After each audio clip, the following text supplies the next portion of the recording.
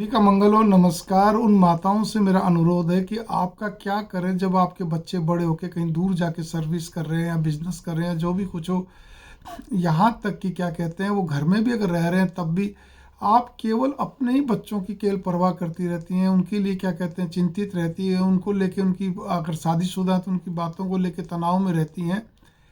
अरे भाई किस लिए? वो पति का क्या कसूर है भाई? आम तौर पे भारतीय माताओं का एक ये एटीट्यूड, एक अंदाज बन चुका है, एक तरीका भी बन चुका है ये कि बस वो जैसे ही बच्चे जवान हुए, बड़े हुए, अपने काम पे लगे या शादीशुदा, फिर शादी तो होनी है, बस उन्हीं में अपना दिल दिमाग लगा लेती हैं, पतियों से विमुख होने लगती है। विमुख का मतलब उस ढंग से नहीं, मानसिक तौर पे बस ठीक है, उनका वो सेवा कर दी, काम कर दिया, सारी चीज़ ठीक है, वैचारिक कुछ भी नहीं, मानसिक कुछ भी नहीं।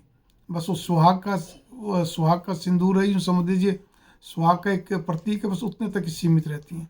इससे क्या रहता है, आपको तनाव कितना बढ़ जाता है आप बताइए। आप अगर सच पूछा जाए तो आप भगवान को भी नज़रअंदाज कर लेती हैं, पति को भी नज़रअंदाज करती हैं। पति को तो बता ही दिया मैंने कि सारा दिमाग तो बच्चों में लग गया, बहू में लग गया, उनके दाम्पत्य जीवन में लग गया, उनके अपने तौर तरीकों को समझने और समझाने में लग गया, ठीक है ना।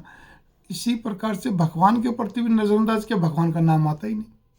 बस केवल एक 2 टाइम की पूजा तो आप औपचारिक करती, कोरम पूरा करती, मैंने क्या कहते हैं इतनी देर पूजा सुबह करती, इतनी रात को करती हूँ, चलो दिन में या शाम को भी थोड़ा बहुत कीर्तन में जाती हूँ, सत्संग में जाती हूँ, जो या घर में करती हूँ, लेकिन ध्यान भगवान का नहीं। वो तो आपके एक टाइम टेबल ये इस टाइप का बन जाता है जैसे आप भोजन पकाती हैं। भाई सुबह का नाश्ता है, दिन का भोजन है, फिर रात का कहते हैं भोजन है, 3 टाइम तो घरों में सबके बनता ही है। तो बस वो आपका वो 3 टाइम आपकी भगवान की पूजा होगी। वो एक रोबोट की तरह, एक यंत्रवत आप कार्य करती हैं हर एक कार्य को। आपको भी नहाना है तो यंत्रवती तो है ना, सुबह उठना है, नहाना है, धोना, सारी चीज़ मतलब।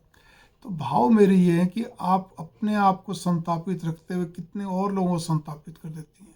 और उस स्थिति में जब आप सक्षम हैं, आपको कोई दिक्कत नहीं, कोई समस्या नहीं, तब ऐसा क्यों करते हो आप? नहीं करना चाहिए, उचित नहीं है। इसमें क्या करेगा ज्योतिष और क्या करेगा भगवान, मुझे बताइए आप।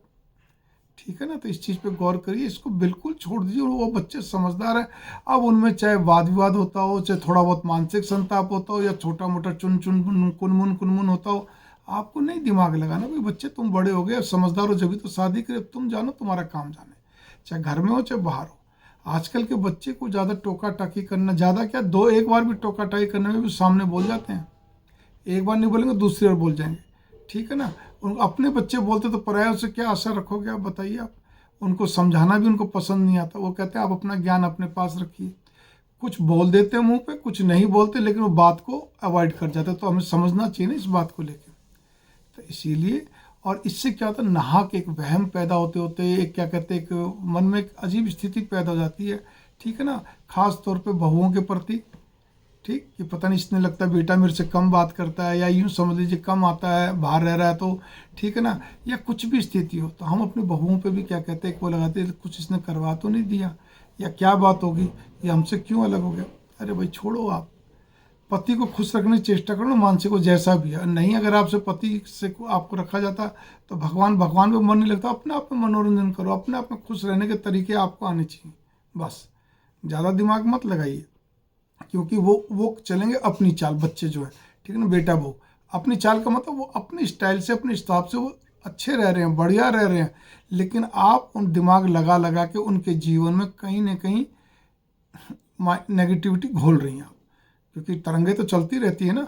इसी प्रकार से आप ये मन में रखती हैं कि जी मैं तो आना, बच्चे मेरे पास आ जाएं या नज़दीक आ जाएं तो मिलना जुलना हो जाए। ऐसे ही भाव मत रखिए। बच्चे जहाँ खुश हैं, बढ़िया, उनका आशीर्वाद दिए रखिए। बस उनके चिंतन की बजाय भगवान का चिंतन करो, लगातार रहे, जपा जप चलता रहे, काम करते रहो। आपको जिस ढंग से अपने आप को खुश रखने का तरीका आता है वो करो। जितना भी पति का स्वभाव जैसा भी तेज है, मीठा है, धीमा है, जैसा भी है, उनको खुश रखने का प्रयत्न करो। बस इससे ज़्यादा आपके पास और कोई चीज़ सोचने की नहीं होनी चाहिए। मैं फिर कह रहा हूँ, वरना ज्योतिष पत्रा, किसी काउंसलर की आपको जरूरत पड़ती रहेगी। कहीं बेटी आपको समझा रही है, कहीं और कोई आपको बेटा समझा रहा है, ठीक है ना कोई पति समझा रहा है, और आपको समस्या आपको आ नहीं रही है, ठीक है ना। वही ढाक के 3 पात, मतलब आपकी स्थिति चाहे कोई कितना भी स्पष्ट आपको समझा दे, आप बस प्यार से चुपचाप भोला मुंह बना के सुनती रहेंगी, बाद में ढाक के 3 पात।